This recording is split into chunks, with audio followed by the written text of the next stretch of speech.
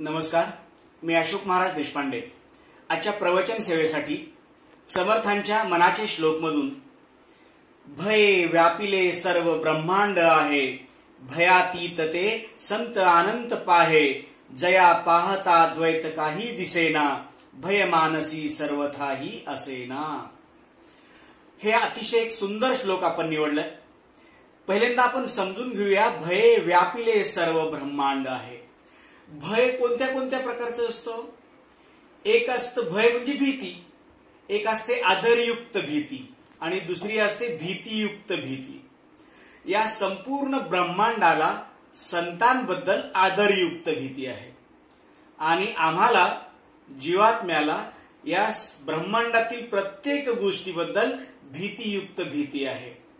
आता ही भीती निर्माण कशातून होते? तर दोन गोष्टीतून होते। एक आहे अज्ञानातून आणि दुसरी होते पापातून। अज्ञानातून निर्माण होणारी भीती ज्ञानातून नष्टही होते। जसं तुम्हाला पोहायला येत नाही म्हणून तुम्हाला पाण्याची भीती वाटते, तुम्हाला फोर व्हीलर चालवता येत नाही या अज्ञानातून तुम्हाला फोर व्हीलरची भीती वाटते। म्हणजे अज्ञानातून निर्माण होणारी भीती ही ज्ञानानं नष्ट होते। पापातून निर्माण होणारी भीती कशी आहे बघा। पापातून निर्माण होणारी भीती म्हणजे, उदाहरण सांगतो, कंसाला आपल्या पापाची जाणीव पहिलेपासूनच होतीच, त्याला जाणीव नव्हती असं नाहीये। पण जेव्हा वसुदेव आणि देवकी यांच्या सहवासात रथामध्ये बसून जात असताना आकाशवाणी होते आणि सांगितलं जातं की यांचा 8वा पुत्र तुझा नायनाट करणार आहे, तेव्हा ती भीती जागृत झाली। म्हणजे आकाशवाणीनी सांगितल्यामुळं पाप्याला माहिती असलेल्या भीतीचं प्रगटीकरण झालं आणि कंस त्या दिवसापासून त्याच्या जीवनाच्या शेवटच्या दिवसापर्यंत एकही रात्र व्यवस्थित झोपू शकला नाही। बघा, तुकाराम महाराज म्हणतात की पाप आडवं येतं आणि झोप लागत नाही। काहीतरी चिंता चालू असते, चितेसारखी जाळत असते आणि झोप लागत नाही। आणि म्हणून पापातून जी निर्माण झालेली भीती आहे ती भीती ही आपल्याला समजून घ्यायला पाहिजे। भय व्यापिले सर्व ब्रह्मांड आहे। आणि आता ही भीती जी आहे पापातून निर्माण झालेली, अज्ञानातून निर्माण झालेली, या भीतीनं सर्व ब्रह्मांड व्यापलं आहे। व्यापलं म्हणजे भरून उरलं। जसं या विश्वाला आभाळानं भरून उरले, व्यापून गेले। आपण आभाळ आणि आकाश असं दोन्हीही एक समान अर्थानं वापरत असतो, तसं नाहीये बरं का। आकाश म्हणजे निरभ्र आणि आभाळ म्हणजे जे दाटून आलंय, भरून आलंय, त्याला आभाळ म्हणावं। आभाळाच्या वरती आकाश, अशा पद्धतीनं या आकाशाने संपूर्ण विश्वाला जसं व्यापून टाकलंय तसं तुमच्या आमच्या जीवनामध्ये भीतीने व्यापून टाकलंय। सर्व ब्रह्मांड आहे। आता सर्व हा शब्द मुद्दाम वापरलाय बरं का इथे समर्थानी। तसं तुम्ही एखाद्या मुलाला म्हणाल ना, जरा अ आई म्हण, तो मुलगा पण हुशार असतो, तो म्हणतो अ आई। तुम्ही म्हणता त्याला सर्व म्हण, मग तो अ पासून ज्ञ पर्यंत म्हणतो। तुमच्या सर्व या शब्दाचा अर्थ तुम्हाला काय अभिप्रेत असतो? अ पासून ज्ञ पर्यंत सर्व म्हणणे हा त्याचा अर्थ अभिप्रेत असतो। म्हणून सर्व ब्रह्मांड आहे। तुम्हाला आम्हाला ही जी पृथ्वी दिसते आहे तिथपर्यंतच नाही, या आकाशगंगेमध्ये आणखी जेवढे जेवढे जीव आणि पृथ्वी असतील तेवढ्या सगळ्यांमध्ये भय व्यापिले सर्व ब्रह्मांड आहे। सगळ्या ब्रह्मांडाला या भीतीनं ग्रासून टाकलंय। तुम्ही म्हणाल ही भीती अशी असते खरीच? हो, असते ना। बघा ना, साधी साधी भीती प्रथम सांगतो। ज्यांचं लग्न बाकी आहे त्यांना लग्न होईल का ही भीती, लग्न झाल्यानंतर लेकरं होतील का ही भीती, लेकरं झाल्यानंतर ती चांगली निघतील का ही भीती, नोकरी असेल तर ती टिकेल का ही भीती, व्यवसाय असेल तर तो व्यवस्थित चालेल का ही भीती, लॉकडाऊन नंतर पुन्हा एकदा व्यवस्थित व्यवसाय चालेल का ही पुन्हा एकदा भीती, या कालखंडात जे सर्वांचे पगार द्यायचे बाकी आहेत त्याची भीती। म्हणजे भीती आपल्या जीवनाच्या शेवटच्या क्षणापर्यंत चालूच आहे। सर्व ब्रह्मांड या भीतीनं व्यापून टाकलंय।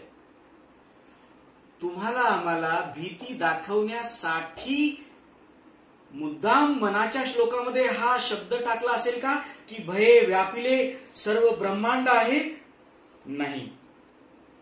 तुम्हाला आम्हाला या भीतीच्या अवस्थेतून दूर करण्यासाठी मनाच्या श्लोकामध्ये हे पहिलं वाक्य आलं आहे. मग या संपूर्ण ब्रह्मांडाला जर भीतीनं ग्रासलं आहे तर मग त्याच्यावर उपाय काय आहे? भयातीत ते संत अनंत पाहे. आता इथं उच्चाराचा जरा दोष आहे बरं का. अनेक जण भयातीत वेगळं उच्चारतात, ते संत अनंत पाहे असं उच्चारतात. असं चुकीचं आहे. भयातीत ते हा एक पार्ट आहे, तिथे कॉमा आहे आणि संत अनंत पाहे असा भाग आहे. काय होतं, उच्चारणामध्ये आपण जर चूक केली तर नेहमी अनेकदा अशाच चुका होत असतात. जसं आपण गणपती बाप्पाची आरती म्हणतो ना, सुख करता दुःख हरता वार्ता विघ्नाची, आणि न उर्वी पुन्हा वापरतो. तसं नाहीये ते. सुख करता दुःख हरता वार्ता विघ्नाची न उर्वी आणि मग कॉमा आहे तिथे, आणि मग पूर्वी पासून पुढची आरती म्हणायची आहे. आणि अशा पद्धतीनं आपल्या उच्चारामध्ये काही जर चुका झाल्या तर नेहमी आपल्याला इथे अर्थ चुकीचा लागायला लागतो. म्हणून भयातीत ते संत अनंत पाहे. मग आता हे संत कसे आहेत? भयातीत आहेत. म्हणजे त्यांना भीती आहे का? त्यांना भीतीच नाही. बघा ना, तुम्ही अशी हजार उदाहरणं देता येतील संतांचे. प्रल्हादाला उकळत्या तेलामध्ये टाकलं गेलं, भीतीच नाहीये. हत्तीच्या पायाखाली चिरडलं गेलं, चिरडण्याचा प्रयत्न झाला, भीतीच नाहीये. वरतून डोंगरावरून खाली फेकण्याचा प्रयत्न झाला, भीतीच नाहीये. पुन्हा कुणाची म्हणून उदाहरणं देऊया.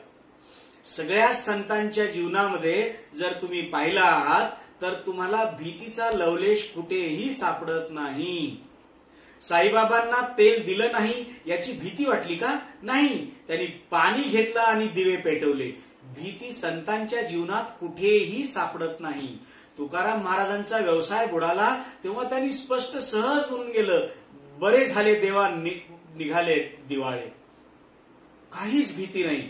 तुकाराम महाराजांच्या वह्या जेव्हा बुडवल्या गेल्या तेव्हा त्यांनी म्हटलं, बुडविल्या वह्या बैसलो धरणे केले नारायणे समाधान. म्हणजे जेव्हा जेव्हा त्यांच्या जीवनात भीती येते, भीतीच भय वाटून निघून जाते, पण ते कधी भिले नाहीत. आता तुम्ही म्हणाल संतांच्या जीवनामध्ये भीतीनं भीती वाटून पळून जावं असं त्यांच्या जीवनात होतं काय? तर त्याचंच उत्तर समर्थाने दिलंय. भयातीत ते भयातीत का बरं आहेत? कारण ते अनंत पाहे. ते संत काय करतात? अनंत पाहतात. आता भयातीत ते हा शब्द वापरला गेलाय तर ते हा शब्द संतांना जोडला गेला नाहीये. का बरं? कारण समर्थांनी आपल्या लिखाणात अशी एकही चूक केलेली नाहीये. मूर्खांना ज्या ज्या वेळेस एखादा शब्द वापरायचा असेल तेव्हा तो मूर्ख असा शब्द वापरला गेलाय, आणि ज्या ज्या वेळेस त्यांना एखादा शब्द वापरायचा असेल संतांसाठी त्यावेळेस त्यांनी काय वापरलाय तो शब्द? नभासारिके रूप या राघवाचे.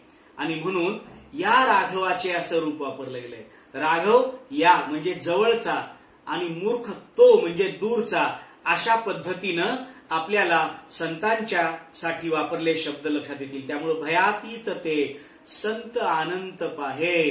आता संत काय पाहतात? तर अनंताकडे पाहतात. आता मला सांगा ना, तुम्ही ज्यांच्याकडे पाहता त्यांच्यासारखे होता.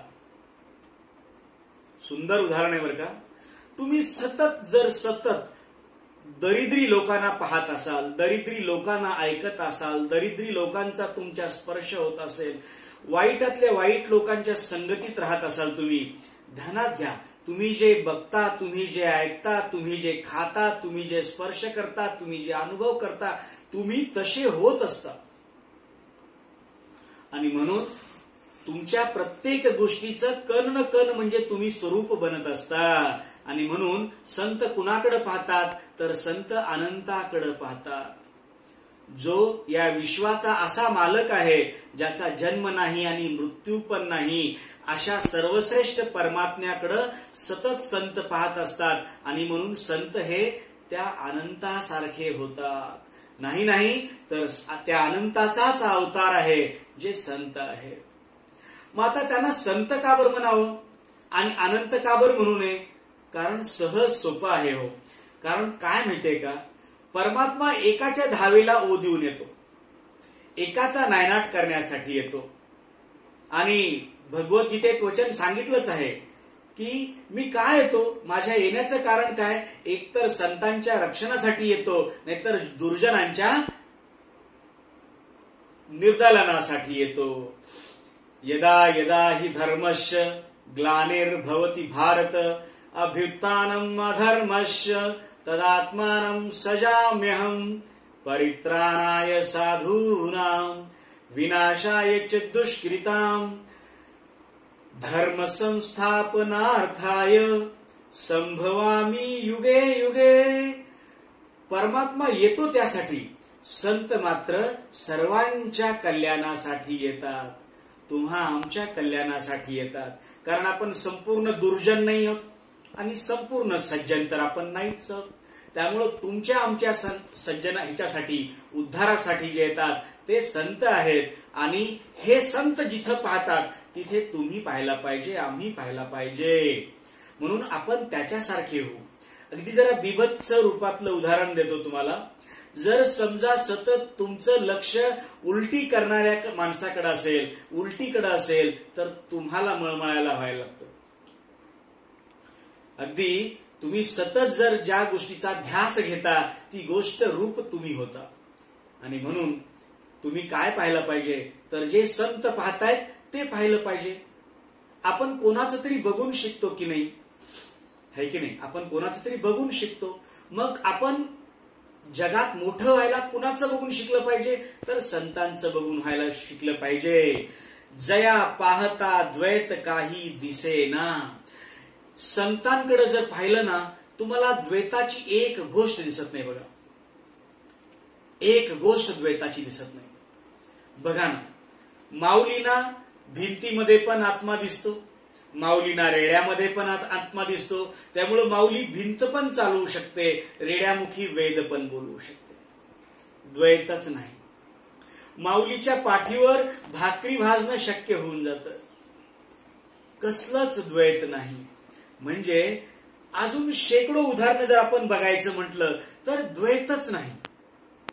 जसं एक नदी दुसऱ्या नदीला मिळते ना आणि संगम होऊन जातो, ही द्वैताची भावना संपून जाते, अद्वैत होऊन जातं. मग पाणी ओळखता येतं का हो, ह्या नदीचं कोणतं आणि त्या नदीचं कोणतं, इतकं एकरूप होऊन जातं. आणि म्हणून जर समजा संतांच्या सारखं जगायला लागलो तर आपण पण अद्वैत होऊन जाऊ.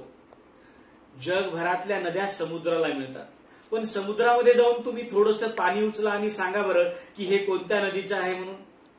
म्हणजे ही अद्वैत अवस्था जर तुमची आमची ही प्राप्त झाली तर भयातीत अवस्था तुमची आमची प्राप्त होईल.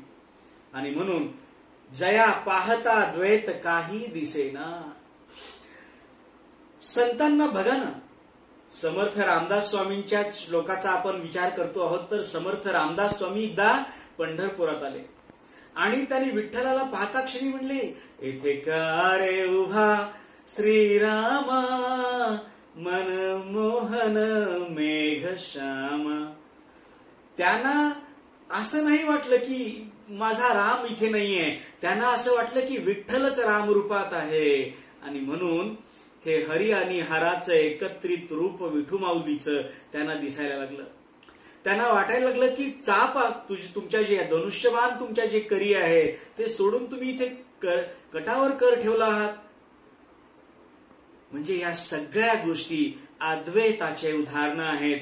आणि म्हणून जया पाहता द्वैत काही दिसेना, भय मानसी सर्वथाही असेना. मग हे भय जर संपून टाकायचं असेल मनातलं, तर नेमकं कुणाकडे पाहावं लागेल, कोणाशी दोस्ती करावी लागेल, कुणाला मित्र म्हणावं लागेल. तर एक लक्षात घ्या, सूर्यनारायणाचं एक नाव मित्र आहे बरं का, ज्याच्या सहवासात तुम्हाला अंधार कधीही सापडणार नाही, असा मित्र तुमचा असावा. आणि असे मित्र फक्त संतांशिवाय दुसरे कोण असू शकतील. त्यामुळं भय मानसी सर्वथाही असेना. भय जर आपल्या अंतःकरणातलं संपूर्ण संपवायचं असेल, आपल्या जीवनातलं संपवायचं असेल, तर संतांशिवाय दुसरीकडे कुठेही जायला थारा नाही. परमात्म्याशिवाय दुसरीकडे कुठं मैत्री कराल ना, पश्चातापाशिवाय दुसरं काही नाहीये. अगदी रामाच्या जीवनामध्ये कितीतरी उदाहरणं आहेत बघा. प्रत्येक संतांचे आहेत, प्रत्येक परमात्म्यांचे आहेत. अहो, कृष्णाने सुदाम्याची मैत्री सुद्धा तेवढीच उत्तम निभावली. रामानी निषादराज जे आहेत ना, विजय झाल्यानंतर सुद्धा राम निषादराजाची मैत्री विसरत नाहीत. त्यांना येताना भेटणं विसरत नाहीत. दिलेलं वचन विसरत नाहीत. जटायू सारख्या पक्षाचं सुद्धा श्राद्ध, अहो आजकाल मायबापाचं श्राद्ध घालणं मुश्किल व्हायला लागलंय. परमात्म्याकडून जटायूचं श्राद्ध घातलं जावं. जर मैत्री परमात्म्याशी असेल तर जीवन सफल आहे. विभीषणाने मैत्री परमात्म्याशी केली. संपूर्ण रावण कुळाचा नाश झाला, पण विभीषण मात्र वाचला. कारण जो परमात्म्याला शरण येतो, संतांना शरण येतो, तो बिलकुलही त्रासात पडत नाही.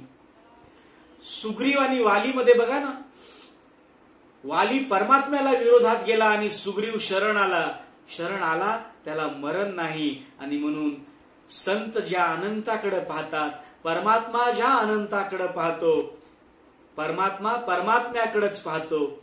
आणि अशा अवस्थेला जर आपणही जायचा विचार केला तर आपल्या जीवनातली भीती समूळ नष्ट होईल. समूळ यासाठी की ज्या भीतीचं मूळच नष्ट झालं, ती भीती पुन्हा उद्भवणारच नाही आणि तुम्ही भयातीत व्हाल. आणि म्हणून समर्थ सांगतात आपल्याला, भय व्यापिले सर्व ब्रह्मांड आहे, भयातीत ते सर्व संत अनंत पाहे, जया पाहता द्वैत काही दिसेना, भय मानसी सर्वथाही असेना. आणि म्हणून एकच सांगून ठेवतो, जर परमात्म्याला तुम्ही प्राईम टाइम दिलात तुमच्या जीवनातला, तर परमात्माही त्याच्या जीवनातल्या प्राईम टाइमनं तुम्हाला धावून येणार आहे.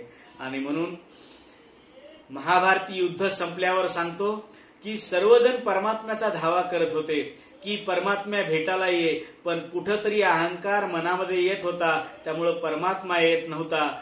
भीम मात्र गधा आपली वरती फेकतो आणि म्हणतो, हे परमात्म्या, ही वरतून गधा माझ्या डोक्यात खाली पडेपर्यंत ये. आलास तरी आनंद आहे, मी वाचेन आणि तुझं दर्शन होईल. नाही आलास तरी आनंद आहे, कारण शेवटचा कालखंड तुझं परमात्म्यात दर्शन घेता घेता आणि नामस्मरण करता करता मृत्यू येईल. परमात्म्याने त्याला मृत्यू नाही येऊ दिला, तर परमात्म्याने गदा वरच्यावरी झेलली आणि त्याला वाचवलं आणि दर्शन पण दिलं. म्हणजे तुम्ही भयातीत व्हायचंच असेल तर परमात्म्याशिवाय, संताशिवाय दुसरा आधार घ्यायचा विचार केला तर तिथं मात्र भय व्यापिले सर्व ब्रह्मांड आहे. मग कुठेही जा, गावं बदलून, नावं बदलून, देश बदलून, तुमची भीती मात्र कधीही बदलणार नाही. म्हणून संतांच्या चरणी ठेविला माथा, असं जर केलं तर आपलं जीवन निश्चितच सार्थक होईल. आपली आजची प्रवचन सेवा आपण इथं थांबवतो आहे. पुन्हा एकदा मी अशोक महाराज देशपांडे. संपर्कासाठी 9881051972.